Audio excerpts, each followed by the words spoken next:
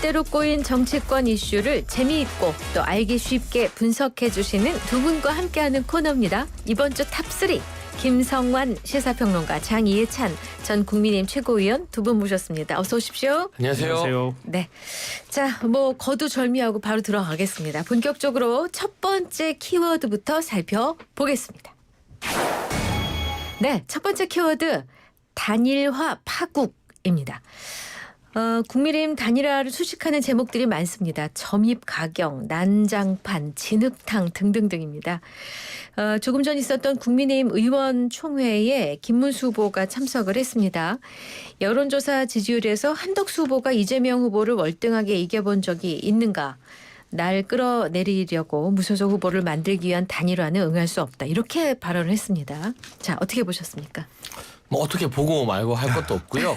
이제 와서 김문수 후보의 잘못이 크다, 국민의힘 지도부의 잘못이 크다, 한덕수 후보의 잘못이 크다 따질 거 없이 네. 그냥 노회한 정치인들의 노욕과 고집 때문에 네. 미래 세대가 망했다라고 저는 표현을 하고 싶습니다. 망해 가고 있다로 하시면 안 될까요? 그렇게 이야기해도 되고요. 어쨌든 미래 세대 전체가 망한 건 아니에요. 그러니까 보수 진영 입장에서는 네. 이게 포퓰리즘을 적극 신봉하는 이재명 후보의 당선이 결국 당장 돈 풀고 막 이래서 미래 세대에게 네. 큰 부담이 될 거라고 보기 때문에 이재명 후보를 반드시 막아야 된다라는 대의 명분이 적어도 국민의힘과 보수 진영에서는 공감대가 있는데 네. 지금 하는 이 꼬라지들을 보면 꼬라지. 네. 이거는 나쁜 처음 표현은 나온 아니죠. 단어예요? 네. 예. 지금 하는 꼬라지들을 보면 이 미래 세대를 위해서 이재명 후보를 막겠다는 대의 명분보다 네. 당장의 자존심이나 네. 내가 반드시 후보가 되겠다. 그래서 3주짜리 권력이라도 누리겠다라는 노욕이 네. 이게 특정 누구만의 노욕이 아니라 네. 그 모두의 자기 자신을 내려놓지 않는 노욕이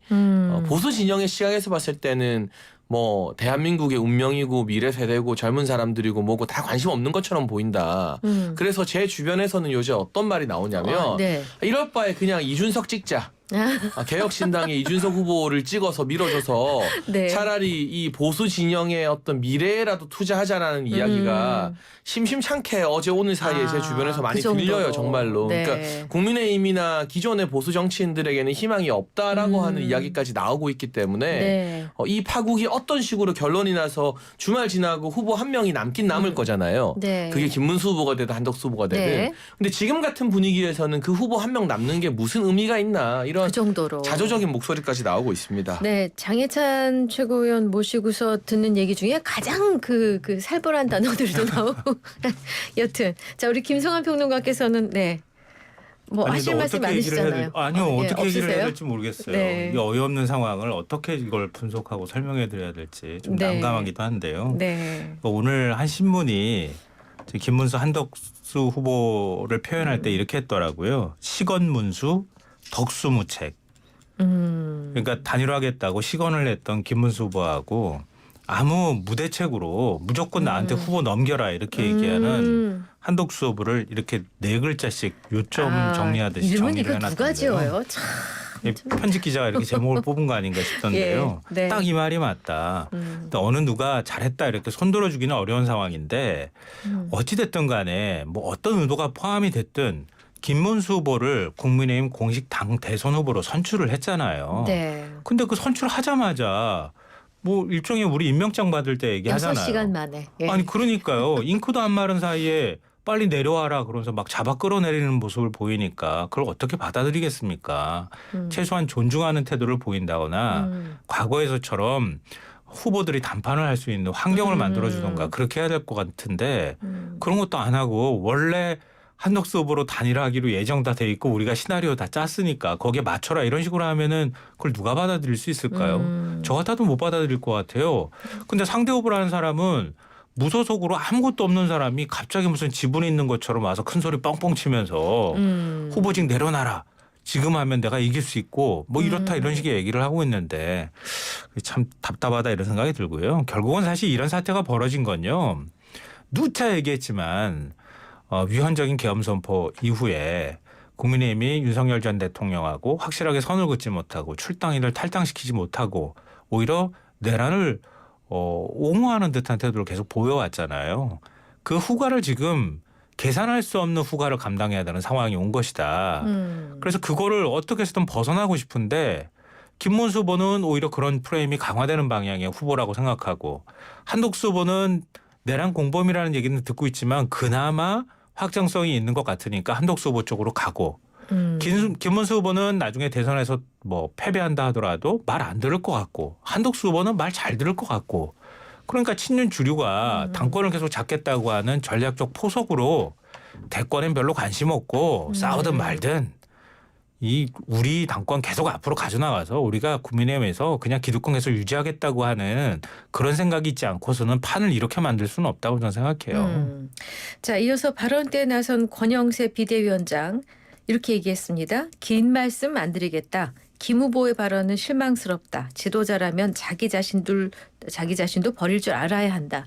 어떻게 들으셨어요? 그러니까 이게 지금 뭐 민주당 일각에서 이야기하는 것처럼 당권 때문에 이 사단이 난 게 아니에요. 대선 지면 지도부 총사퇴입니다. 무조건. 그 당권이라는 게 의미가 없어요. 네. 그러니까 3주짜리 당권에 무슨 대단한 뭐 의미가 있겠습니까? 결국 국민의힘 내부에서 가뜩이나 열세지만 이재명 후보와 가상 대결, 3자 대결을 했을 때 조금이라도 경쟁력이 있는 지지율이 더 나오는 후보로 좀 접전을 만들고 역전 드라마를 쓰기 위한 고육축책의 노력에서 한덕수 후보의 출마까지도 염두에 뒀던 것으로 저는 해석을 하고 있고요. 네. 여론조사 피하는 후보는 저는 후보 자격이 없다고 봐요. 국민과 당원들이 선택하면 되는 거잖아요. 그러니까 일방적으로 누구에게 양보해라 마라가 아니라 여론조사에서 뭐 당원들이나 국민들의 선택을 받자는데 예를 들면 한덕수도 못 이기면서 어떻게 이재명을 이기겠습니까? 또 반대의 경우로 김문수를 못 잡는데 어떻게 이재명 후보를 잡겠습니까? 그럼 이따 질문하려고 했는데 지금 미리 질문할게요. 근데 김문수 후보 측 김재원 비서실장은 언론 인터뷰에서 당 지도부의 일방적인 단일화 여론조사는 무효라고 얘기를 하면서 이 여론조사가 한덕수 후보가 높게 나오도록 설계돼 있다고도 했어요. 그러면 여론조사 문항을 같이 보면 되는 거 아닌가요? 그러니까 여론조사 문항이든 여론조사 방법이든 모든 걸 김문수 후보 측에 원하는 대로 맡기겠다라고 했음에도 불구하고 그걸 안 해주면서 이 여론조사는 부당하다. 그런데 이 여론조사가요. 국민의힘 경선했던 거랑 똑같은 방식이에요. 그러니까 국민의힘 경선에서 이긴 그 방식 그대로 여론조사를 하는데 이게 한덕수 후보나 특정 후보에게만 유리하게 설계됐다라는 건 설득력이 없는 것 같고요. 무엇보다 국민의힘 전당원 조사에서 87% 가까운 당원들이 4월 11일 이전에 신속한 단일화 해야 된다고 밝히지 않았습니까? 그러니까 당무 우선권도 좋고 대선 후보로서의 권한 다 좋은데 당원의 87%가 4월 11일 이전에 단일화하라는 그 정도 집단적 명령이 나왔으면 그게 당 대표든 대선 후보든 당원들의 어떤 명령 앞에서는 다 고개를 숙여야 되거든요. 그런 점에서 김문수 후보나 김재원 비서실장의 이 같은 태도 뭐 버티면 후보가 될 수는 있겠죠. 여러 가지 법적인 가처분이나 이런 걸로 저는 이대로 시간을 끌면 김문수 후보가 후보가 될 가능성은 높겠지만 3주 후보하고 대선 못 이기면 그게 도대체 무슨 소용이냐. 그렇죠. 예. 근데 어제도 잠깐 저희가 이 시간에 얘기가 나왔는데 그 대통령 후보가 당에서 선출되면 비대위원장은 그만둬야 되는 거 아니에요? 아니요, 뭐 그건 아니고요. 아니에요? 예, 자연스럽게 선대위 체제로 넘어가니까요. 비대위원장이 의미가 별로 없잖아요. 그러니까 선대위 형태로 전부 다 당권이 넘어가는 거나 다름이 없으니까. 그래서 당무 선권을 얘기를 하는 게 바로 그거와 연결이 돼 있는 거거든요. 네. 아니, 대선을 앞두고 난 다음에 모든 게 다 선대위 체제로 전환되는 거잖아요. 그렇죠. 내가 내가 원내대표, 내가 비대위원장이요 이럴 게 없는 거잖아요. 자연스럽게 공동선대위원장으로 결합해버리면 그렇죠. 되는 거잖아요. 네. 그러니까 대선 후보한테 당무 우선권이 있다고 하는 얘기는 바로 그런 면에서 선대위 체제를 당 운영이나 이걸 총괄할 수 있다. 이런 권한을 갖고 있다고 하는 의미인데 그걸 또 지금은 달리 해석하고 있더라고요. 그러니까 그 당무 우선권이라고 하는 건 절차적인 문제에 대한 우선권을 얘기하는 거지 뭐 결정된 걸 다 뒤집을 수 있는 권한은 아니다. 우선이라는 글자가 들어갔으니까. 네. 우리 알겠습니다. 지금 대검 사태 때 버꾸라지 행태들 많이 봤잖아요. 지금 똑같이 그걸 반복하는 것 같고요. 알겠습니다. 그러니까 제발 국민의힘에 하나만 좀 부탁하고 싶은데요. 국민의힘 당원들 더 이상 실망시키지 말라고 얘기해주고 싶어요. 보수에 희망을 걸고 있는 분들한테 지렁이 글씨로 그림 그려놓고 난 다음에 명화라고 우기지 않았으면 좋겠어요. 자, 근데 어제 김문수, 한덕수 두 후보 2차 회동이 있었어요. TV를 통해 1시간 동안 생중계가 됐습니다. 다 보셨을 것 같긴 한데 어떻게 보셨어요? 뭐 일단 제대로 된 결과가 나오지 않았다는 것 그 자체로 실망감을 느낀 분들이 많을 것 같고요. 네. 저는 개인적으로 김문수 후보가 느끼는 억울함이나 절차적 정당성 주장하는 거 10분 공감하고 이해합니다. 그런데 이게 평시가 아니잖아요. 대선이라는 전시 상황이고 특히 이재명 후보가 당선되면 입법부 행정부에 이어 이제 사법부 장악까지 우려가 되는 상황입니다. 민주당 고위당직자가 상권 분리 그만할 때 됐다고 하고 장경태 의원이 지금 대법관 대폭 늘리는 법안도 발의하고 있고 이건 사법부까지도 주무르겠다는 굉장히 무서운 신호로 보이거든요.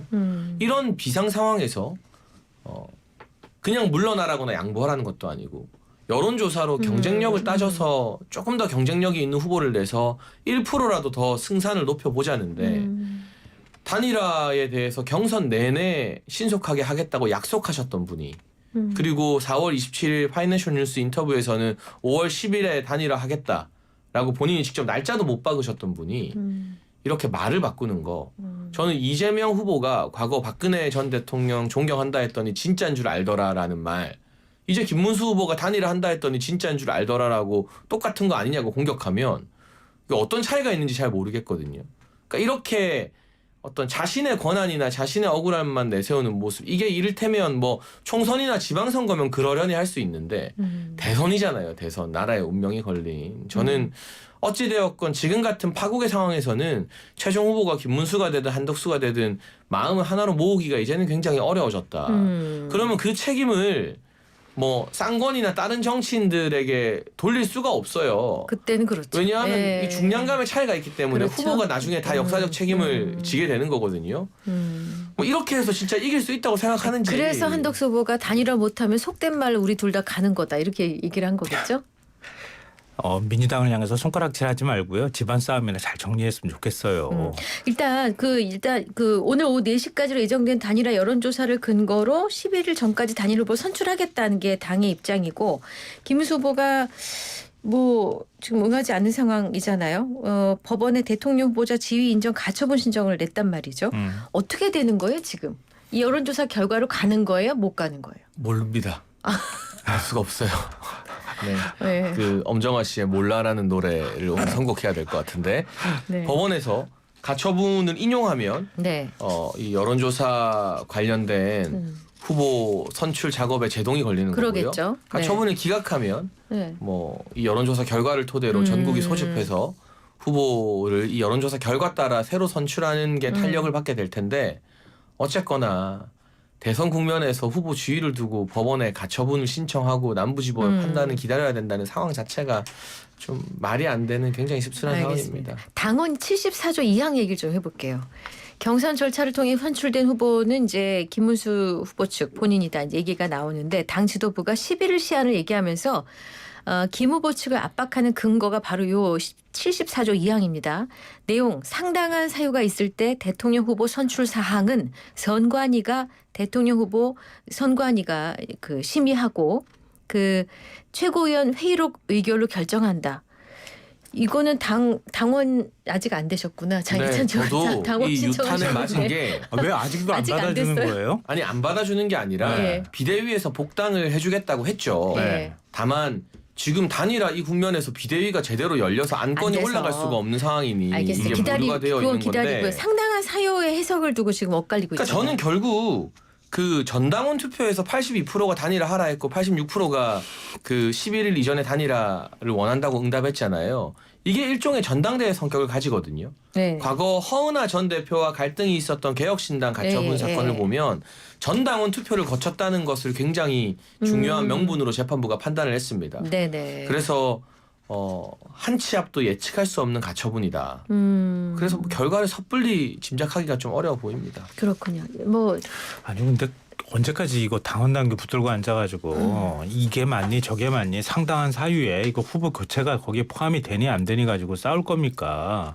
진짜 이거 한가한 얘기 아니에요? 그러니까 서로 간에 명분이 있다고 이렇게 싸울 시간이 있으면은 정치적으로 머리 맞대고 해결할 수 있는 방법을 찾는 게 그게 오히려 급선무가 아닐까 싶고요.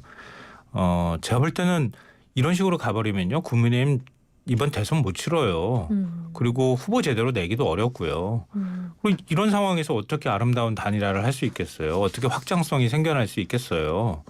그러니까 본질적으로 들어가면 결국 자당의 그러니까 집권당의 대통령이 계엄을 선포하고 내란 일으킨 혐의로 지금 재판을 받아야 되는 상황이고요. 그것 때문에 파면이 됐잖아요. 근데 그다음 치러지는 조기 대선에서 거기에 대한 선거 비용만 해도 지금 5천억 가까이 된다는 거 아닙니까? 근데 국민의힘은 아무 일도 없었던 듯이 이재명 후보를 향해서 손가락질만 하면 모든 게 면죄부가 될 것처럼 대선 출마해서 우리 또 당선될 수 있어.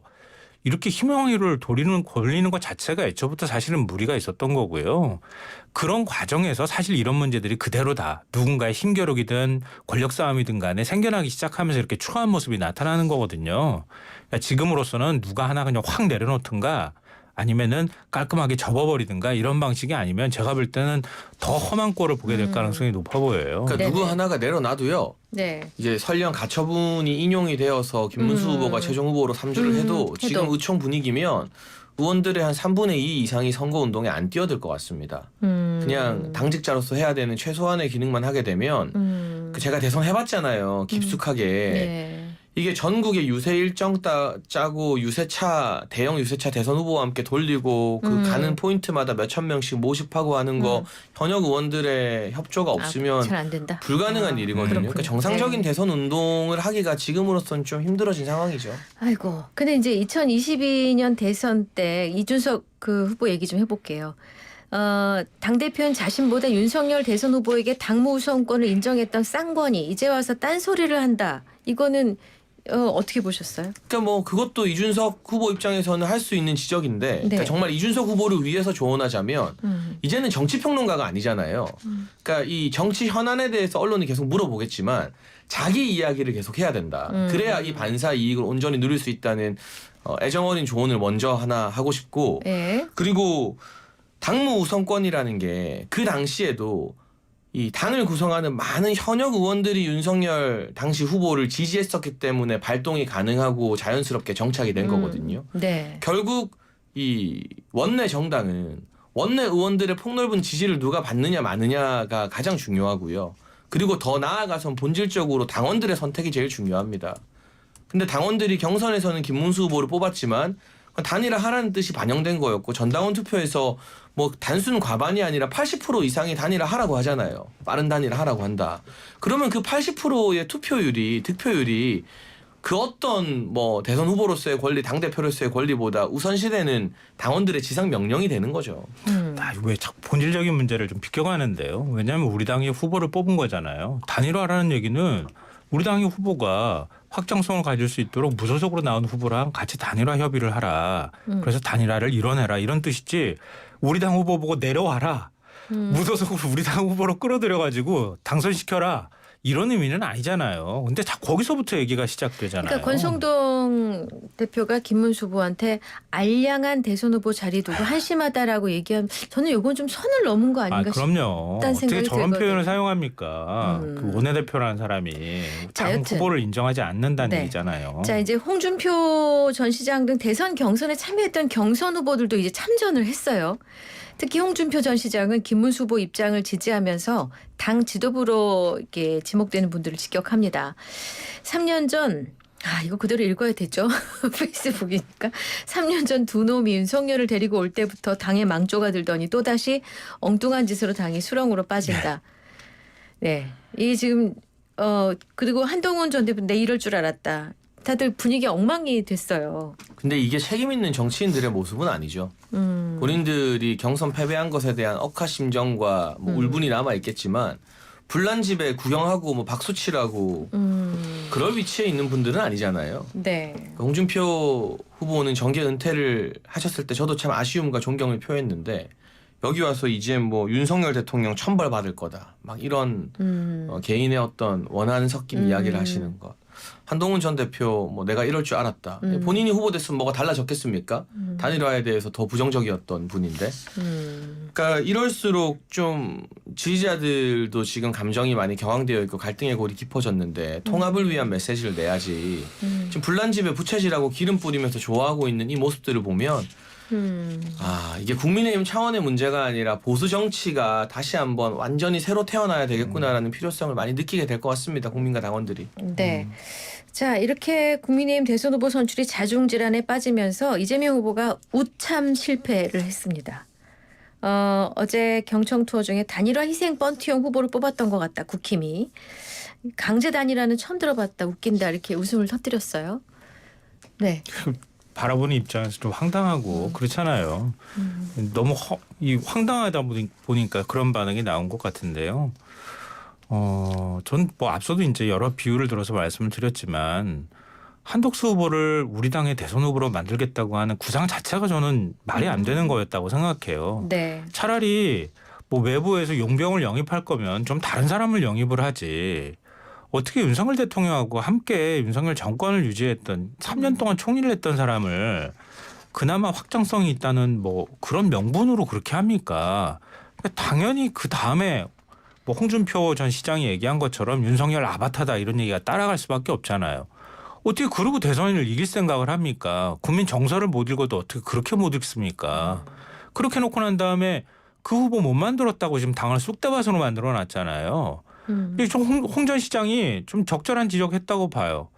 지금 윤석열이라고 하는 용병을 데리고 오는데 제일 앞장섰던 사람들이 지금 쌍권이에요. 권성동, 권영세 두 명의 친윤 후보입니다. 친윤 지도부입니다.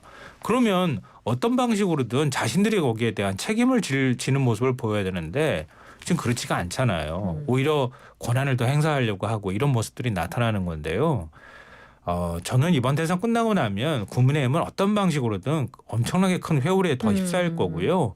보수가 다시 재편되는 과정을 밟을 수밖에 없다고 봐요. 네. 그 가운데 부디 자기가 책임이 있는 정치인들은 거기에 대해서 책임을 지고 정계 은퇴를 할 각오를 하고 그런 모습들을 보여줘야 그래야 다시 보수가 살아날 수 있다고 저는 봅니다. 근데 이재명 후보 반응도 그렇고 제가 이번 주에 쭉 방송가를 돌아보면서 느낀 건 민주당이나 진보 진영의 분들은 지금 일관되게 김문수 후보를 되게 응원하고 있습니다. 네. 그게 어떻게 보면 경쟁력 차원에서 네. 민주당과 이재명 후보는 이 갈등이 좀 더 증폭되고 수습이 안 되기를 원하는 것 같고 전략적 선택이겠죠. 그리고 아유. 여러 가지 여론조사 결과에서도 조금 더 수월한 상대다라고 판단하고 있는 저는 그런 어떤 일종의 전략적 발언들. 예. 그래서 이재명 후보가 여기에 대해서 우참 실패, 웃음을 참지 못하고 살짝 김문수 후보 손을 들어줬잖아요. 네네. 이 발언을 보면. 예.